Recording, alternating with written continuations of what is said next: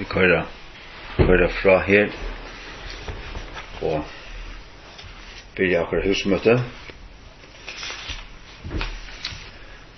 Takkar Jesus vi kunne være samlet sammen i kveld til husmøte. Takk at du lover her som tvei, eller tro i samlet sammen med dine navne. Her du midt i mittel tørre, Herre. Og takk at du til kveld og bid om at styrke oss i til Norge, vaske oss og styrke oss og etablere oss i til Norge. Vi må signa og salva kvann ønstakan som lustar oss nu. Dekka det vi til døra bare blå og salva deg tåra øyre og tåra hjørste til at høyra til år og takka vi av til Norge fra til anda og Jesu navn. Salva mine varrar og salva mitt latosa i Jesu navn. Amen. Ja, jeg hukse sørste dagen her om kvært og i okkara frelsa stendur av. Kvært noe fundamentet, kvært det som stendur, kvært det som underødlet. Og så jeg ætla ta så om i kveld omvending, trygg og frelso. Og at jeg understryker at okkara frelsa stendur ikkje av okkara egen omvending til at vi vender og til at vi hava eller til at vi har daglig vendt eller halvgokken og rønnsokken og alt det. Det kviler ikke av tog. Okkara frelsa kviler helt ikke av okkara trygg. Okkara frelsa kviler av Jesu Kristi fullgjørda verset. Det som han har gjort. Det det som under okkon, det det som stand av, det det som fundamentet. Og til det som tryggvin tror av, tryggva av Jesus, til tryggva av han, at hatla seg av han, og okkara grund, vi synes at det er en sanje, min grund gau, min grund Jesu blau. Nekar nu med spyrja vil mina grund til fri, sånn som det byrjat hans ankeren, så nyleg, min grund gau, min grund Jesu blau. Så vi tryggver ikke av akkurat trygg, vi pumper ikke opp akkurat trygg, og hittar på akkurat trygg, minna okkon av akkurat omvending. Hva omvending? Omvending at vi genga og innsutja sin tørv, og sinna syndighet, og at venda seg fra seg selv, venda seg fra sin synd, venda seg fra heimenon, og venda seg fra sin egen trygg av seg sjølvan, til fullkomlige at løyta seg opp i Jesu hendur. Altså omvending egentlig at gjeva opp. At gjeva opp sitt egna. Og at kasta seg av Jesus. Løyta seg opp i hansara hendur. Løyta av hansara versk. Løyta av Jesu, løyta av Guds nage. Årsak av Jesu.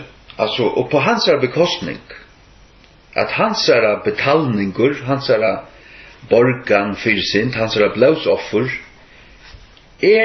mun frelsa. Det det som det Tøy det såleis at i jøkken luive,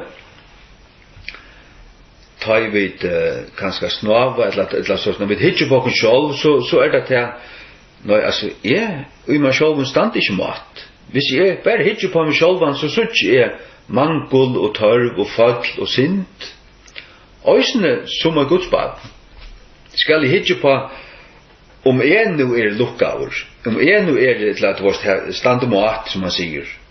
Nå, så må jeg bare si at det godt at jeg ikke skal komme fram for god bare og si hvordan vel det gjør som Nei, hva så fundamentet? Hva grundarleie?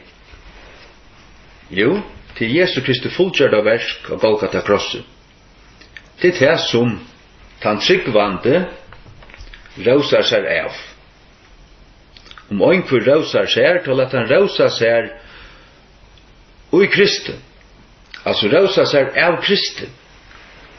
Og ønsken av okkur hever nekka anna rosa seg av. Til alt anna hei veri sjálvrættvise. Og så let oss lesa her i Romarebrevn 3 fra vers 21. Rom 3:21 til 28. Ikke så lengt i kvöld, men dette grunnleggjande, dette godt, dette godt å minne okkur også. Og dette det som egentlig vi har som grunnleggjande, det det som Jesus har gjort. Rom 3:21, så i 208 i Nya testamentet. Men nu rattvise Guds utan lovuna gjørd ei sunt, verande vittna vi lovene og profetene. En ta Guds rattvise, som vi trygg tja Jesus og Kristi, til allra, og på allar tar som tryggva, til at anke moner til at allir hava synda, og kommet til korst av Guds stort. Kommet til korst, vi tar ikke rått til. Verande rattvis gjørder, utan virlega, av nøye hans herra. Tjøknun endurløysingina, som ui Kristi Jesus. Kvønn Gud hever sett fram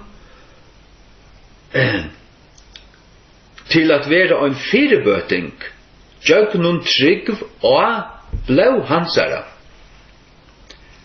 Kun gjøre sunna rattvise til ettergjevingen av synden som omlytnar. Tjøknun iverberen seg med Guds. Kun gjøre, sier og hese tog sunna rattvise, at han måtte være rattvisor, og rattvis gjeraren av honom som tror av Jesus. Hver tar rausanen? Hon utestandt. Vi kvarje lov, gjerninga, nei, men vi troar lov. Tror vi gjer at han nyrstøvo, at mevor veri rattvis gjørdur vi trygg, utan gjerningar lovarinnar. I Gamla testamentet, ta var det bara loven. Johannes 8:16 sier til at loven kom vi Moses, nøyen og sannløgjen kom vi Jesus Kristi. Moses gav lovena til tutsi bøyene. Hun definerer og lyser Guds høylaløyga og Guds rattvise, Guds standard til rattvise. Og her har vi ødel synda. Vi er ødel kom til korst, det vil si vi stand ikke mat, vi røkker ikke til. Atler har synda, og vi er kommet til korst av Guds ord. Men han som ikke har synda, det fanns ikke synd i honom. Det Jesus Kristus. Han synda ikke, og og vær synda frujur, og han ble gjørt til synd for jokkon, og god lei okkara synd og på han, og okkara rattvisgjering, okkara frelsa, til at få til boa og tryggva tog, at det som han gjør det og Golgata krosset til å være for meg. Og hva så omvendingen? Omvendingen til at innsøkjert her, vi genga sannløygan, ja, det er sannløygan. Jeg har bruk for Guds frelse. Jeg stand ikke mat. Jeg kommet til korst. Og affæra og møtteka Guds frelse. Møtteka Guds gavu, som Guds frelse, som egentlig Jesus Kristus. Som vi løser her i vers 24, verande rattvisgjørder utan virlega, av nøye hans herra. Vi være rattvisgjørd av nøye hans herra. Men det ikke bare til at Gud lyser okken, Gud bare gavn le, han nøye samur, og vil bare fyrtjeve okken. Gud samstundes rattvisur, han fyrtjever okken, og rattvisgjer okken, og på Jesu Kristi bekostning. Det i kraft av tog at Jesus døye ui okkara rumusteg. Han døye fyrir okkun. Det mest røysene ui stegin fyrir okkun. Jeg åtte hinge av Golgata krosset, to åtte hinge av Golgata krosset, og døy her, hadde vi døy her, og hinge her døy her, så hei det vært okkara rattvisa endurgjald. Vi hadde åtte det oppe på det. og Barabbas som slapp leisur, som åtte hinja Jesu krossi, han åtte det oppe på. Jeg Barabbas, tu Barabbas. Men God i sin nøye lat Jesus henge her fyrir okkur öll. Fyrir at det kunne fære et ombyte fram, at vi kunne få av Jesu Kristi rattvise, og han kunne være gjørdet til ått vi okkara synd, såleis at kunne frelse at han som hever trygg av blå hans herre. Vi leser alt vers 24. Verande rattvus gjørder utan virle av nøye hans herre, Jøgnun endurløysingina som i Kristi Jesus. Så nu har han akkurat nevnt Kristi Jesus. Så i vers 25 så sier han Kvønn God hever sett fram. Kvønn viser til atter til Kristi Jesus. Så God sette Kristi Jesus fram til at være firebøting til at gjøre baut fire. Han har gjort Kristus Jesus sett fram av gode feir til å være en firebøting til å gjøre baut fire. Jøgnun trygg av blå hans herre. Så det jøgnun trygg, det vil si at vi narskast hesson, vi får lot ut vi trygg. Og la meg lysa det kun hva trygg er. Trygg alit. Trygg tvert helmar hendur som letta seg opp og takk imot det. Trygg ikke annet enn det. Trygg alit av det at det som Gud sier vera så, at det så. Og trygg at luita seg opp og at luita av han som djevor, at det så. Trygg at luita av Guds år, at han ikke luier. Trygg at ikke luita av sin egen rattvise, men at luita av Guds rattvise. Det kan trygg Gud vil sutja. Så trygg egentlig ikke av kun sjálva. Trygg egentlig å gjeva opp. Trygg å komme til Jesus og sige takk. Og sige takk. Halleluja. Det underfullt. Sagt du, såleis fær god, såleis fær Jesus atlan høyur. Tog det han sier her i vers 22. Hver tar rausanen? Hon utestand. Altså, som om vi skulle kunne rausa okkurna, at rattvus i av Hildeguds lov. Og det hevde slett ikke. Det hevde slett ikke. Øysene to hever synda, til det stod i vers 23, alle hever synda hever kommet til korsk, til to, til to i død. Men så sier han bort at han har til da, at vi vil være rattvusgjørt utan virle. Av nøye hans herre. Jøgnun endurløysingene som i Kristi Jesus. Det i Kristi Jesus, du må komme til Kristi Jesus. Kvann God hever sett fram til å være en firebøting, men det jøgnun trygg. Det vil si at vi tryggva tog at det så at Jesus Kristus, sonur Guds døy for det, så narskast du til det, så snar fast du lot ut. Men grunden, det ikke tun trygg. Tun trygg vil bare kanalen, tun trygg vil bare tar åpne hendene, som tenker imot det. Men det som du kommer til, og det som tryggven tror av, ja, men det Jesu Kristi fullkjørte versk. Så det grunden. Og omvendingen bare til at du viganger, at du har bruk for det. Og at du avgjørst uten hjärsta at du vil komme så som du erst. Til omvending. Du har ikke nekker også seg av.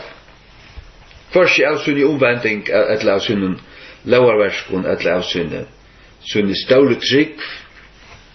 Sagt du, ståle trygg, eller sterk trygg. Hva det? Men det bare trygg som bare veler at luita av god. Veler at luita av Guds lyfter.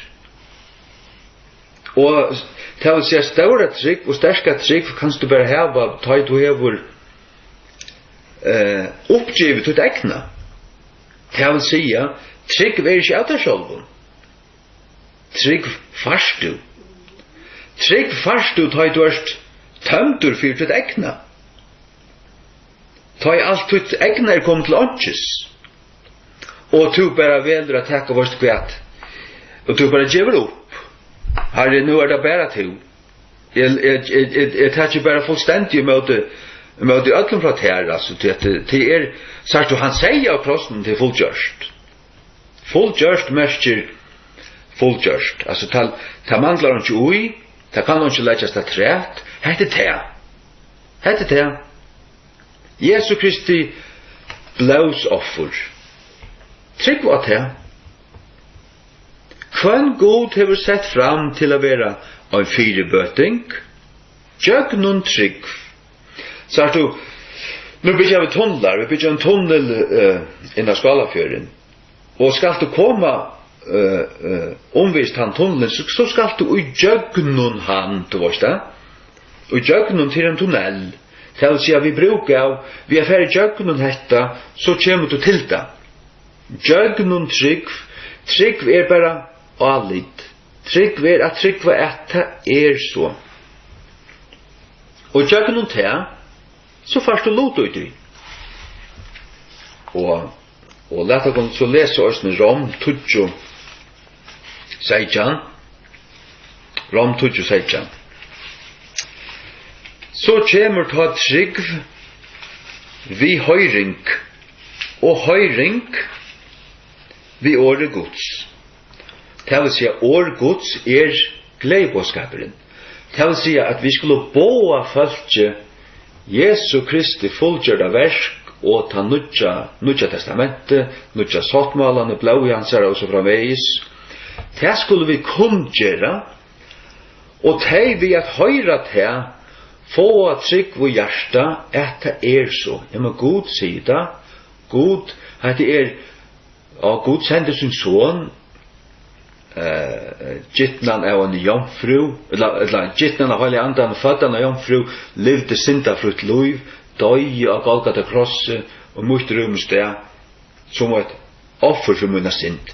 Og så vekser tryggven, og allit, og et her, og hetta til. Og jeg kan hava lot i som vi trygg. Ja, så det til. Og så først og lot ut bare vi at takka og takke møtet du, og trygg at det så, koma til Guds i bøn, takka fyrda, og kjennast ved Jesus i fri menneskjon, annakvart av møte, eller privat, allas den her som du først, så løs hetta tutt. Og tar vi sier hetta, så frelsan ikke bare et ting, en gava som du først. Frelsan en personer.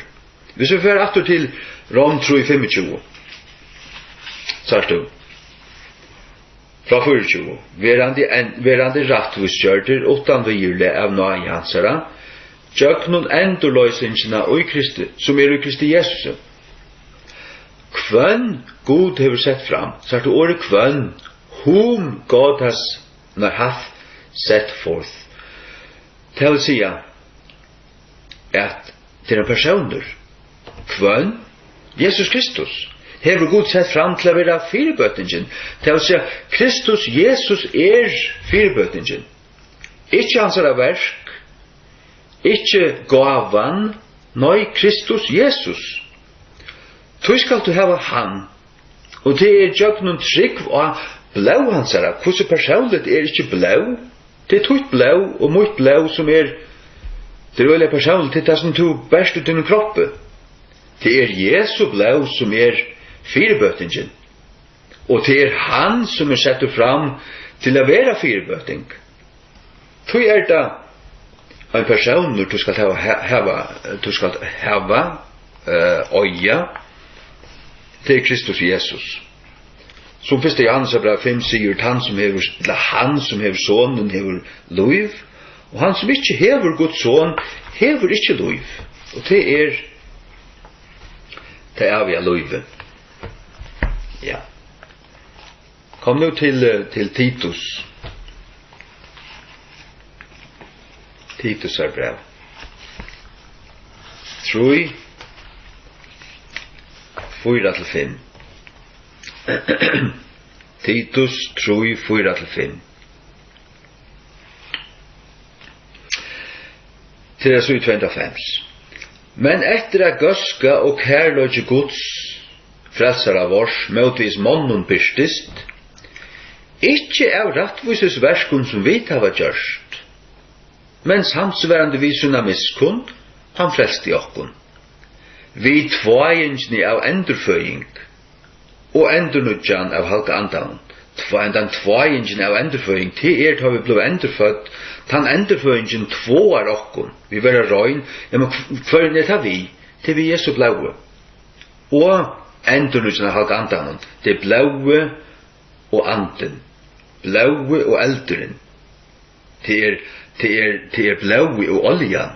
Beina vegin tar blaue hever haft som virkning, så kommer oljan utan av.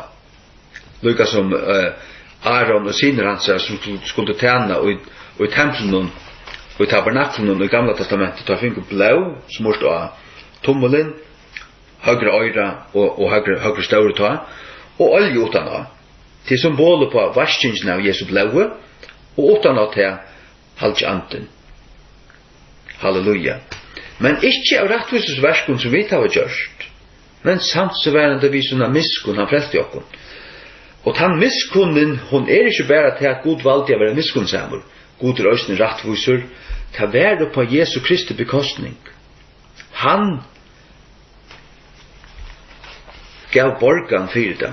Han galt, han rindai, han betalte fyrir okkara synder. Halleluja. Ja. Det det som halleluja. Ja.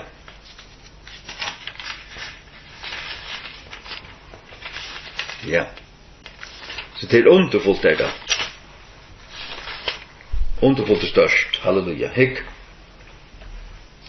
Omvending altså bare av vigenga og avgjera. Vigenga og avgjera og dreia seg til å bestemma seg, til å dreia seg, du varst, dreia seg ut sin hjärsta, venta seg vi til en, ja. Altså, omvending vi åren ikke til at du tenker det saman og rønsa det fyrir at bliva frelstur. Nei, du tenker det til vigangur og venter der til Guds, til Jesus, og ber han frelsa det. Og han vaskar det, han fyller det vi har i andan. Trygg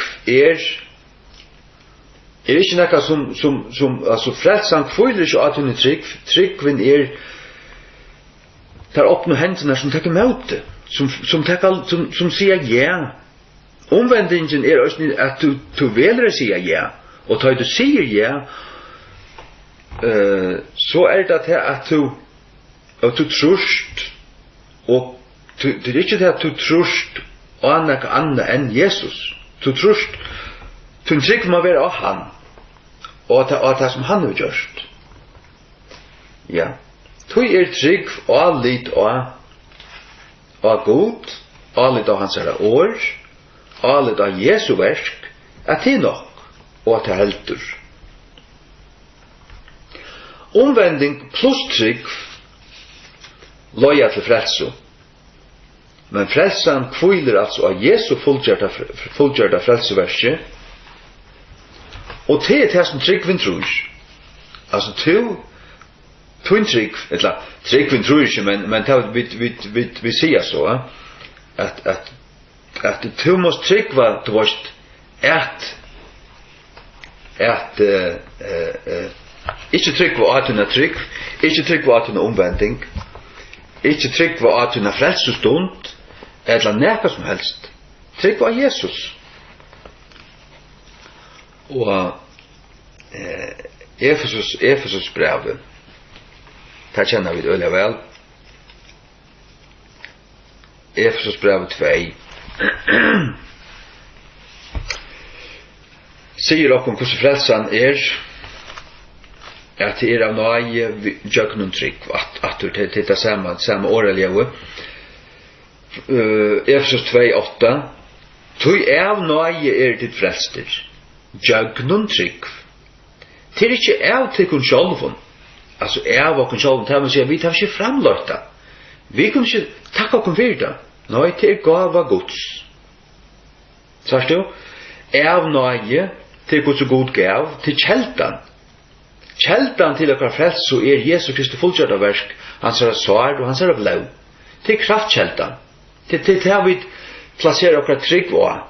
Men til vi trygg, det er jøgnun trygg, det er akkurat som tunnelen som det kommer i jøgnun. Tunn trygg åpnar en vei til nøyen å komme i jøgnun til tunn. Du vantryggvande, så fer til forboi. Men du tryggvande, trus du, som evangeliet boar okkon, at Jesus Kristus hever gjort fullgjørda sottar gjer, og du kanst vi at tryggva du teka med du ognast til, så kjem det til du. Og det ikke okkon sjálvun til gava Guds. Så sier han aftur her, ikkje av verskun, som vi lauser her fra Titus, ikkje av verskun som vi har gjørst, ikkje av verskun, at ikkje nekkar med vår skulder rausas her. Det var det som vi lauser i Rom 3, det første som vi lauser, hver tar rausanen. Hun utstånd. At ikkje nekkar med vår skulder rausas her. Ongen som frelst du kan rausas her. Tui det vi suttja. Vi leser i oppenberingen om en stauran kvitan skæra, som stendte framfor i hasetten, og så det tar prysa lampen. Alt prysa lampen. Tilbyr han til at de som frelst i himmelen nå, de har bare øynene takka til lampen som blir slatra for okkar sinter. Men så leser vi i vers 20, til at vi handversk hansara, han skapte okkon, skapa ui Kristi Jesus, så måste komma ui Kristi Jesus. Det at du trust på han, og at du uikleist han uikleist hans rattvise, men òsni uikleist han. Det skriver òsni Guds ord om at uikleist han. Til han okkar frelsa, skapa ui Kristi Jesus tilgavverk, som god til framan undan fire skipa, at vi skulle genga ut høymon. Det den kristna vandringen, til kristen luive. Og her kunne vi løsne tås om daglige omvending, til at daglige gjer opp vi god. Her var rønt bor, gjåta sånne synd og alt det. Og at her var alle sånne synd fyrtjena. Og til det som første Johannes brev tåsar om gengo i ljausen. Og så han i ljausen. På her var samfunnet for vi annan og blå Jesu Krist. Røntsar oppen fra allar synd. Første Johannes brev 8, og så i 318. Men om vi gengo i ljausen, og så han i ljausen, så har vi samfunnet for vi annan og blå Jesu Krist, sånn hans røntsar okkon fra allar synd. Og dette skriver han altså til dette ikke en appell til omvending. Dette skriver han til okkon som tryggva. At det gengo i ljausen. Det vil si at vi da ikke har vært i myrskunnen. Vi da har liv og et liv i ljausen. Det vil si at lette alt komme fram i ljausen. Bære alt fram til oss. Og ikke kregva og så videre. Ikke liv i myrskunnen, men liv i ljausen. Så har vi samfunnet for vi annan, og blå Jesu Kristus, sånn han sier, røntsar okkon for allar synd. Det vil si at det en viverande prosess, en viverande hending som gong fyrir seg. Ja. Ja. Rom 8:16. Altså i 25. Rom 8:16, 25. Til at det skammest ikke vi glede bådskap Krists, til at han kraft Guds til frelso, for kvant han som tror, for jødan fyrst, og også for grikkan. Altså det glede bådskap for Krists. Og hva glede bådskap for Krists? Det bådskapen om at han hever gjørst, fullgjørt av sottar gjer, av krossen, han sier det fullgjørst. Han, Guds lamp, døy her for meg og te.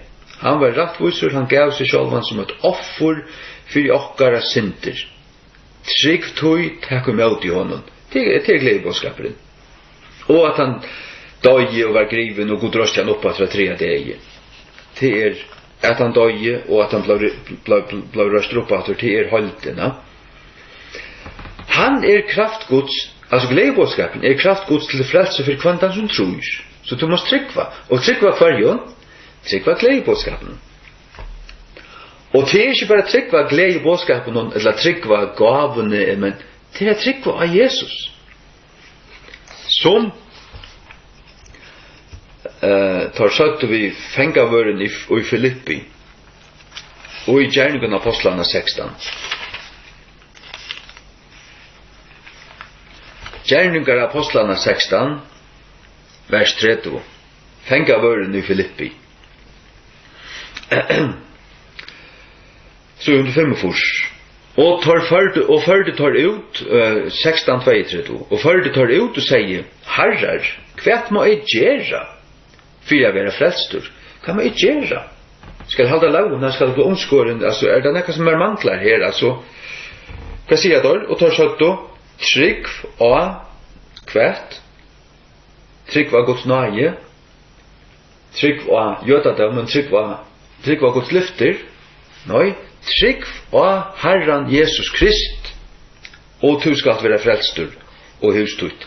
Du trygg skal være av Han, og oi tøy bor hver han hver han gjørst, hver han færen, og at han skal komme atter.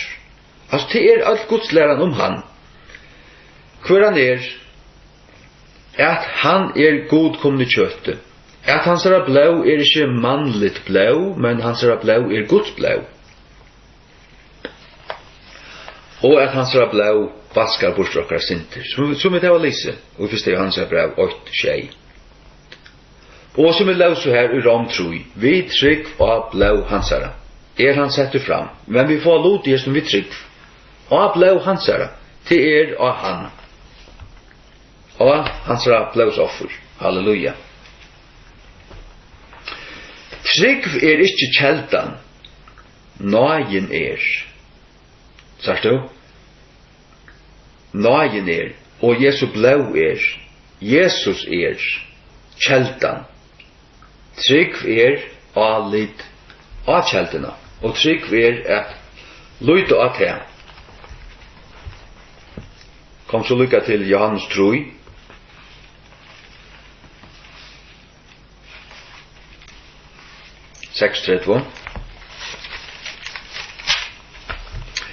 Han og trur av sonen hevur av et verande liv, og han og trur ikkje sine noen skal ikkje suttja liv, men Guds vrøye vil verande av honom. Han og trur, ikkje bare han og trur, han og trur bare trur av God, eller trur av Guds gave, nei, han og trur av sonen hevur av et verande liv. Halleluja. Trygg var sonen. Kom atter til omvending. Hva så omvending?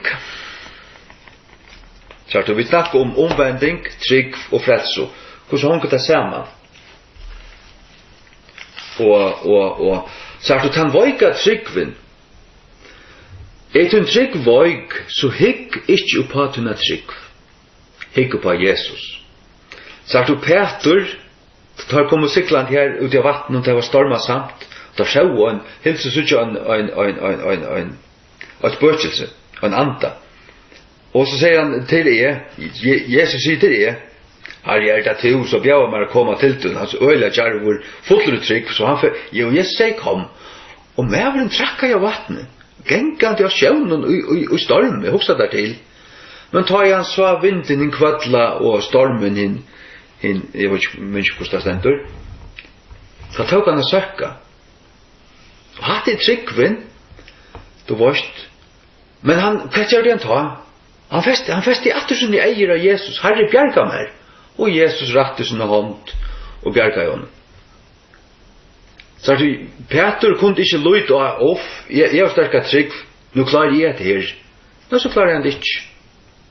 Ta tok han å søkke. Og tar han hukte på omstøvner, tar han tok egnet av Jesus sjølven, eller tog som Jesus har sagt, ta tok han å søkke.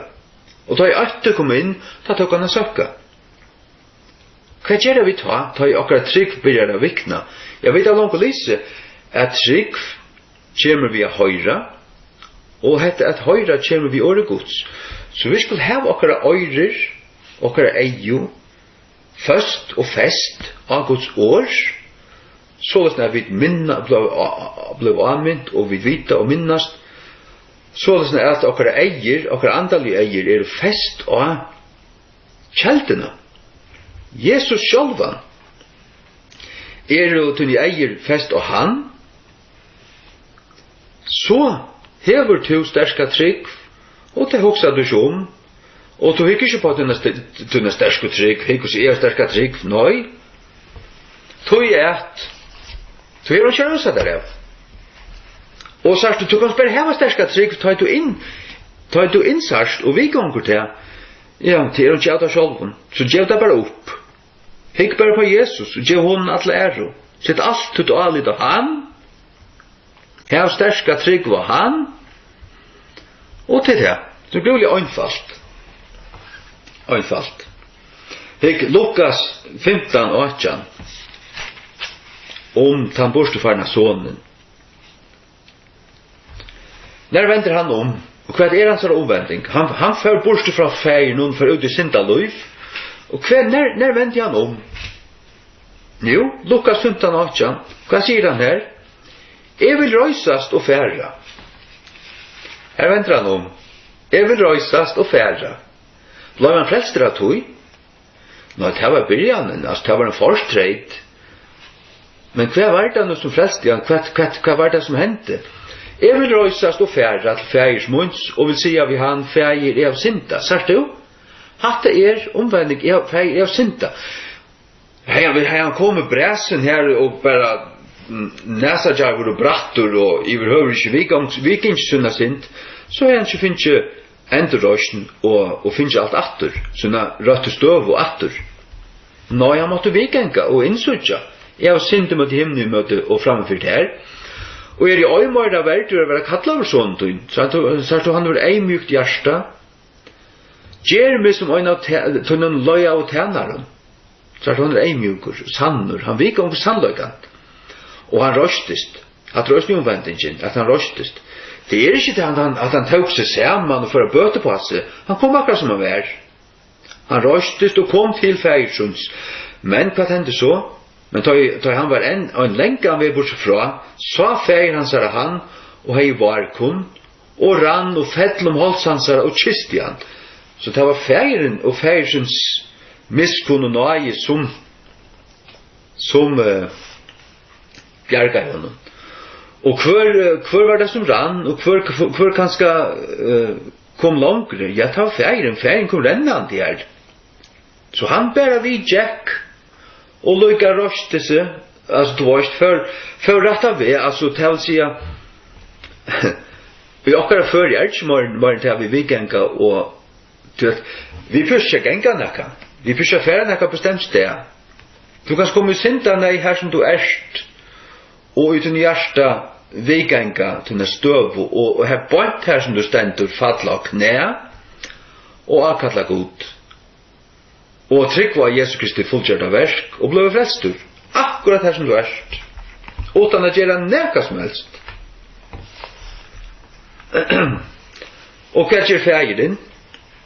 Han leter ju i en kyrkjo, kom läser i vers 22, men fägren säger vi tänare så när ber fram mina bästa kyrkjorna. Vad är det?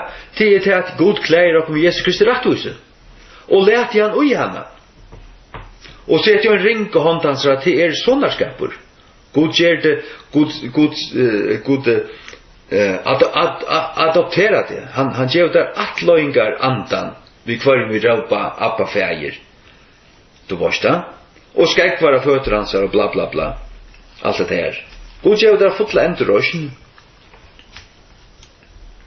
Ja. Trygg og seg sjálvun ikke. Altså trygg og seg sjálvun ikke. Hevur du bara trygg, men onkur spyrir deg kvært, altså kvært trust du? Så du trygg? Trygg må være og trygg røser ikke seg sjálvar, til det som jeg vil sige. Og trygg bygger ikke av seg sjálva. Trygg sterkt avlit av nekka anna som heldur. Sterk trygg sterk tog at hon tror nøkron som heldur. Tog akkurat trygg ikke i seg sjálvare, det det som tryggven tror av, som det som sterkt. Og det som vi trykker på, det Jesus og hans fullgjørda versk. Ja. Johannes 6, 24. Johannes 6, 24. Hikk, sannelig sier til kun, han og tror av meg, hevur ævetverande liv. Her sier boar bøyblenar hinnar, bøyblen Chadal og bøyblen Viktor, han og tror hevur ævetverande liv. Nei, årene av meg standa i retta teksten, de standa i Luthers bøybel, gamle dansk og King James, de standa i Textus Receptus, han og tror av meg hevur ævetverande liv. Det er ikke nok bare tryggva, du at trygg vi seg sjálvan, de hun bare en tom bløra som kjøtt kan bresta, og hvert ender så. Ja, viknar tryggvin, så først du atter til kjeltene. Og så høyrer du atter Guds år, og først atter at møte vi Jesus, opplever hans bløye nerver og hans nøye, og minnest atter hans år, hva hans år sier, hva alt det høyla kviler av, og så er du atter sterska trygg. Så er det at sterk trygg bare sterkt anlit og det som du tror så. Og det som vi trygg på, det er Jesus. Ja. Omvending i seg sjálvun frelser ikke. Trygg i seg sjálvun frelser ikke. Trygg og fullgjørda verk Jesu Kristus av Golgata, det frelser. Tryggvin frelser ikke, Jesus frelser. Tryggvin tåg bæra og i møte. Tryggvin tykker i møte. Tryggvin allit av djevaren. Tryggvin åpnar hendur som åpnar seg og takker mot gavene. Ja.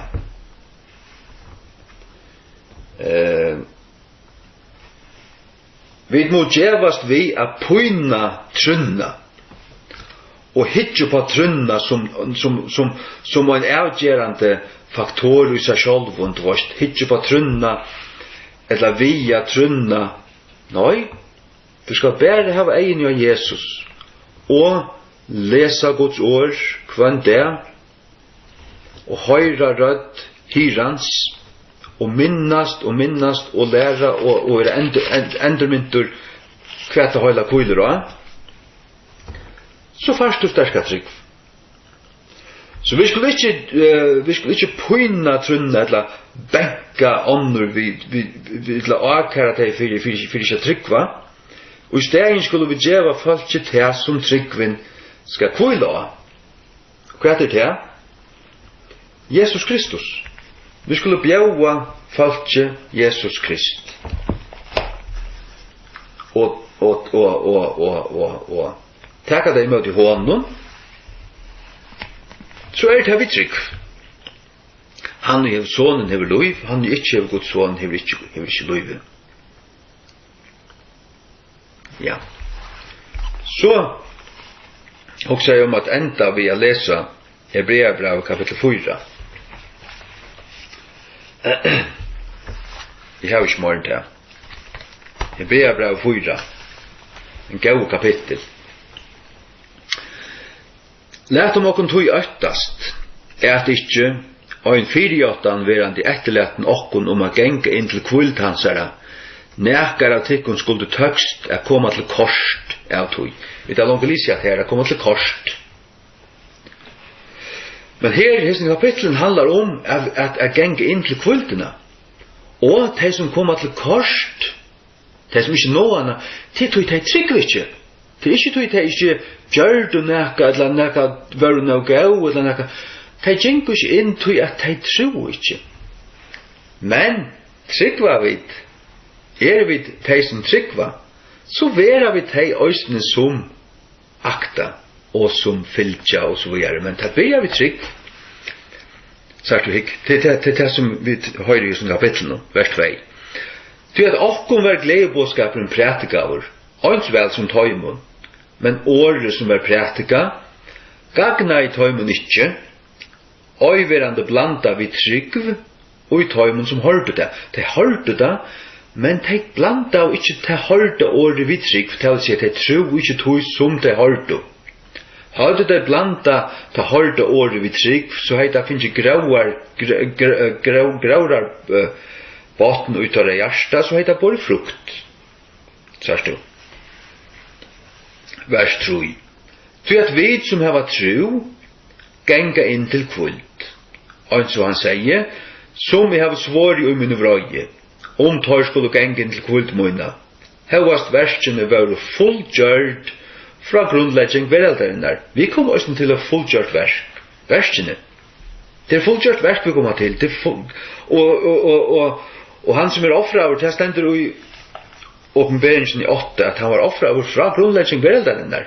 Det var langt avgjørt her. Og i avløkene var Guds lam slatra fra grunnlegging vereldarinnar. Vers 4. Til at han taler i en avsens dag om en kjenta dag og hesa vis, og god kvult i en kjenta dag fra alle verskonsøyne.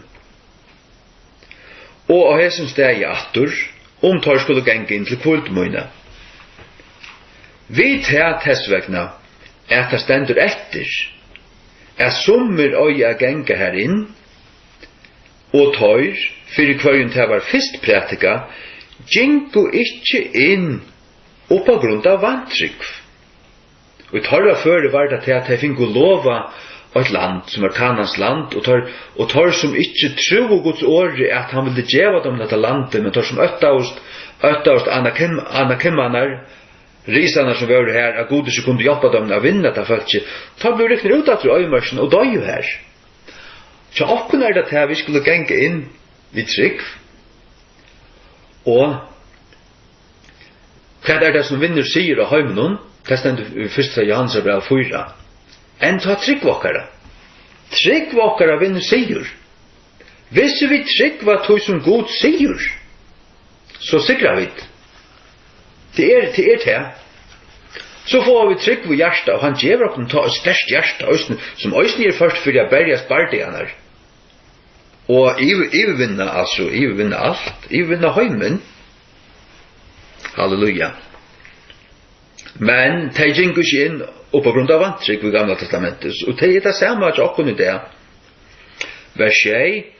Avmarskar han atter og det, sier det til David, og i det, etter så lenge tog, og så det sagt, og i det, tid vilje høyre rødt hans herre, her er ikke gjørstetikkere. Så at Jesus har givet ham en kvult, kan vi si i Gamla testamentet, ta vil han ikke at han har haft tale om en annan dag. Det stender etter tessvegna en kvult fra falske gods. Og det er den kvulten vi får. Vi ganger inn i henne vi trygg. Hvordan er det? Det er vi at djevast fra akkurat egnu versku. Hva er det til? Han kommer til det her på denne veien. Jeg tåser fremmefyrir her på. Til at han som er gingen inn til kvult hansara, han òsni er hilden opp hætt fra sønnen egnu verskun, og så god gjør det fra sønnen. Så at han tåsar om Guds kvult, god arbeid, så kvult han kjent det. God lovar okken unna kvult, og til er vi til at vi gjev opp hætt, vi talte opp hætt fra akkur egnu verskun. Hva er det til? Til er at løyta av lauarennar ved og gjerningsvegen til rattvise.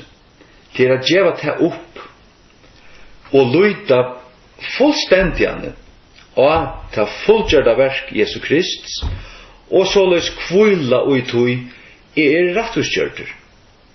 Det fullgjørst. Jeg kan kvile i Jesus. Og liva i tog posisjonene.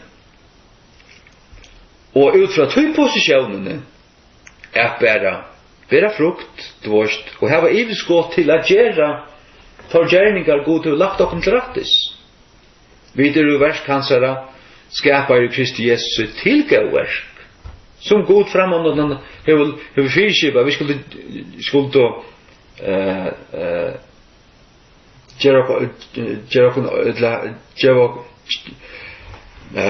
gjeva gatrett tøymen, leggja øyna vid her. Halleluja. Men posisjonen til at god hever gjørst okkur rattvis, vi rattvis gjørt, vi trykker av Jesu blå. Det det som vi Og det vil si at vi bergast ikke, vi arbeider ikke på det. Det det som Nå til langt avgrøtt. Min rattvis, min frelsa, min halkan og alt det Jesu Kristi fullgjørda versk, ferdut. Og til altså hit, den praktiska søyan, det hvordan jeg lever med kristenliv. Det den praktiska søyan. Men frafallet heiver til at jeg nok der Jesus, og gavst vi at trykva av hans fullgjørda versk, så har jeg avskåret meg fra kjeltene, og så har jeg døy. Nei, grøynen, hon livande årsak av at hun planta inn i treet, til ta livande samfunnet ved Jesus, ta dagliga og alt det. Jeg gengur ljøsene som vi langt har lyse. Halleluja. Takk og lov. Så sier han vers 11. Læt okkun streva. Strive. Men det ikke strujast. Men men til kvita seg, til hava vilja altså. Læt okkun streva tessvegna etter å genge inn og ta kvildina. Men det ikke vi gjerningon. Det vi trygg. Det ikke nekka med vår fatle etter innom sama vantruar fyrdøm. Sagt du, det avgjerande trygg for det vantrygg. Du fettler årsaka vantryggv. Det gjengur ikke inn i Gamla testamentet årsaka vantryggv. Så hev tryggv. Men tryggven ikke, hun føler ikke av seg sjálfare. Dette var signa jeg ute. Jeg standi og fattelig ikke årsaka av mine bøyk og tryggv.